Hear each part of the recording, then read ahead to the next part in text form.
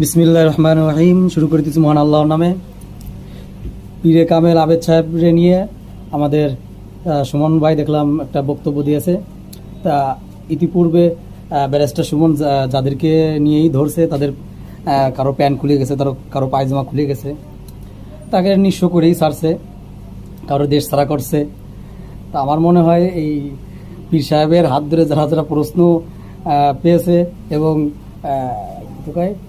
কি যেন হয় প্রশ্ন পারবো যে বিসিএস না কি জানি, যাই হোক, যারা এই বিসিএস মানে ক্যাডার অফিসার হয়েছে তাদের নাকি লিস্ট করা হবে। এখন এই যে যারা প্রশ্ন পায় বিসিএস ক্যাডার হয়েছেন তারা সতর্ক হন অতি সত্বর, যেহেতু ব্যারিস্টার সুমন হাত দিয়েছে এই জায়গা, তার মানে প্যান্ট খুলেই ছাড়বে। সবার জন্য শুভকামনা রইল। খুদা হাফেজ।